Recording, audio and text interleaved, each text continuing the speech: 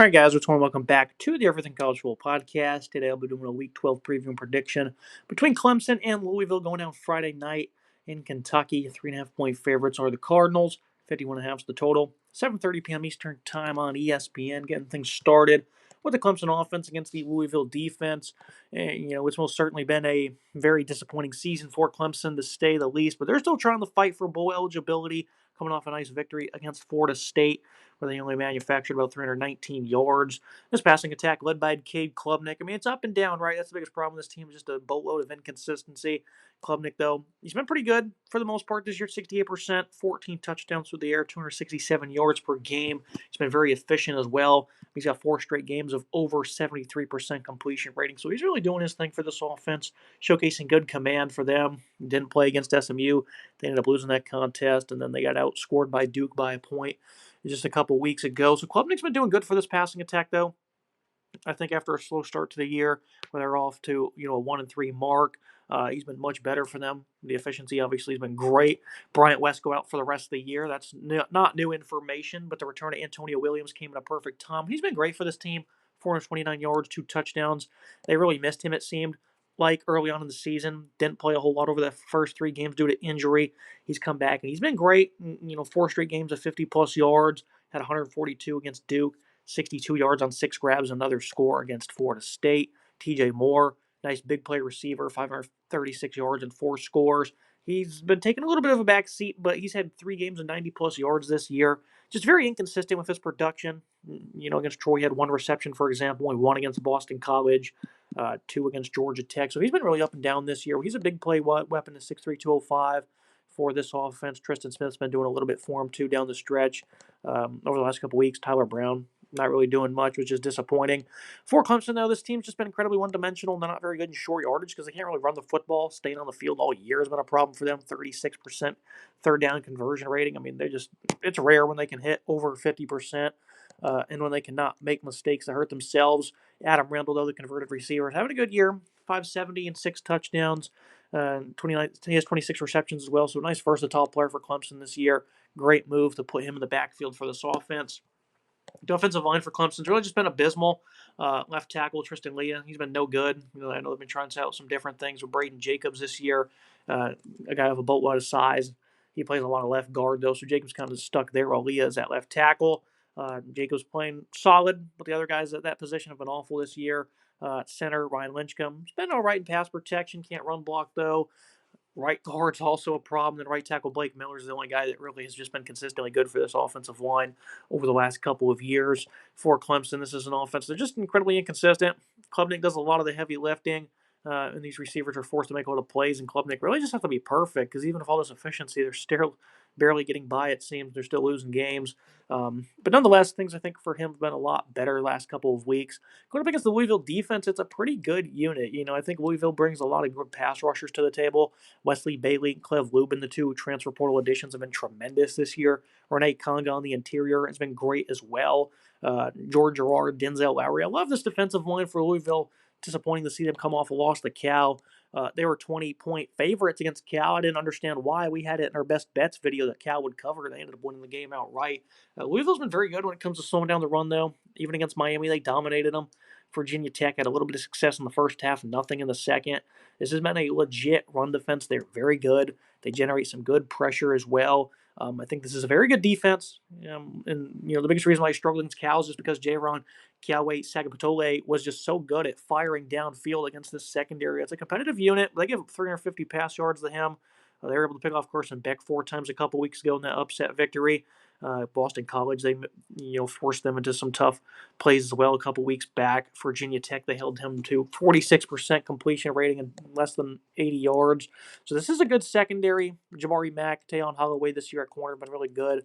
Mack much better than Holloway. The guys behind them have not been all that good, but it's really those 2 players getting the most reps at corner.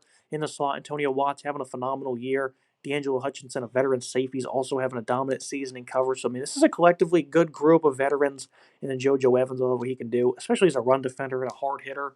Really a good tone setter for this defense. I think the Louisville group is very impressive. They lost to Virginia earlier in the year because the offense gifted them 14 points. It wasn't because the defense played bad. They had a great showing, actually. But this weekend against Cal, they didn't look great against the pass, weren't able to generate as much pressure as we're accustomed to seeing.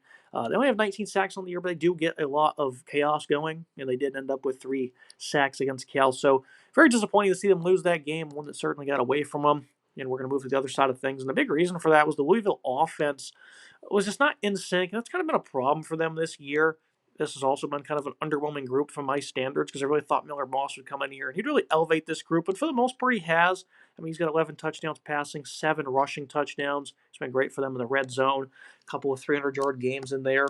He had a great performance against Pittsburgh earlier on in the season back in September. They had to play from behind. Against Virginia, he played well. He did have an awful interception in that game, though, that led to a pick six. Played a very good first half against Miami, for example. Against Cal, though, another kind of shocking performance, right? Just inconsistent, not what you saw for most of the year. 203 yards, completed 52%, which is a season low. Didn't have a touchdown.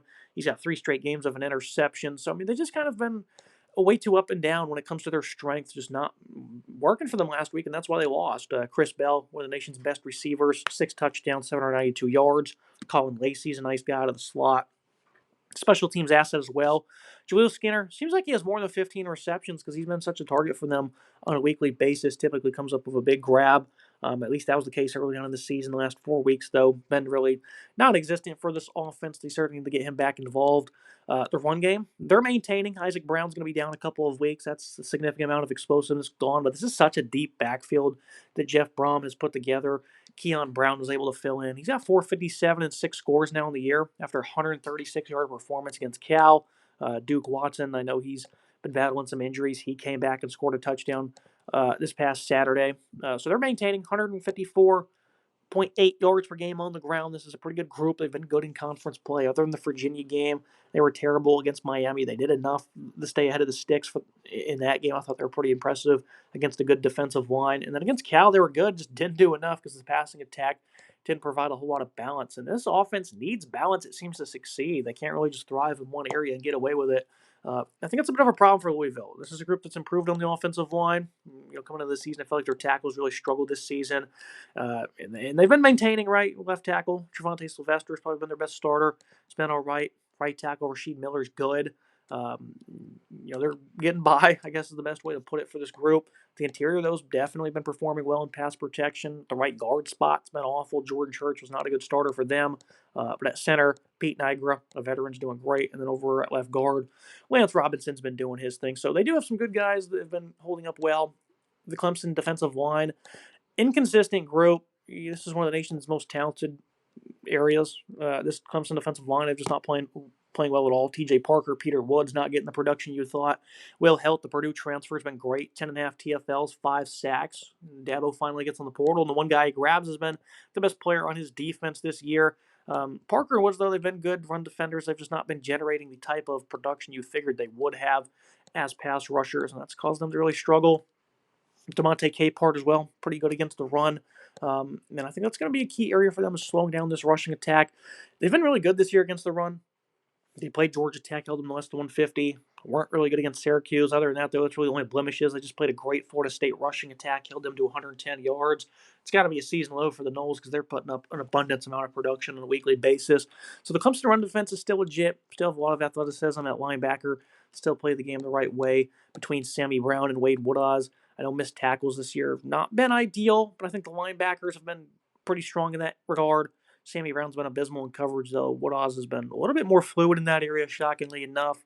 And then the secondary, they weren't awful against Florida State, but throughout the year, it's just not been a great group. Duke torched them for 361 and 4 scores. SMU was able to put together a lot of big pass plays for nearly 300 yards.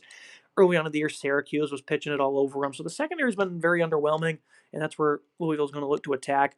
Ashton Hampton, Avion Terrell, having good years, but just not collectively good enough. Avion Terrell's really taking his game to the next level, though, when it comes to his tackling and his run defense. He's been really good in those areas.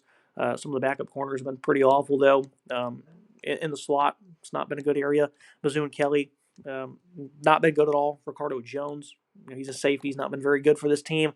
And you have Khalil Barnes, a veteran, of this program, who's also just not having a good season. So the back end's really just struggled altogether, not having the year you thought they would because they have a lot of talent.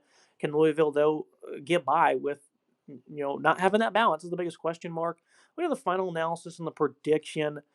I don't know why I'm doing this, picking Clemson to win. I'm just such a Clemson homer, it seems to be. But I think they can come into this game. They can put up a nice effort. I think this passing attack and Cade Klubnik's legs are always a threat on a weekly basis. I think their secondary for Clemson's at a disadvantage. I think their offensive line is as well. But I think the Tigers, their run defense is really good. And again, I just don't think that Louisville can really survive without having that balance. It's been a big problem for them this year. Some of their worst games on offense have come when the run game didn't do anything against Pitt and Virginia, for example. They won one of those games, went to overtime with Virginia, so it's not the end-all be-all, right? They can certainly hang in there. And then against Cal, they found a bit of a run game, and they lost that contest. So I don't know. This is a tough one to predict. I think Louisville is clearly the better team altogether. But I think Klubnik can come in here and put together a nice effort. I think this defense is also going to rally. I think they're going to play with some newfound energy.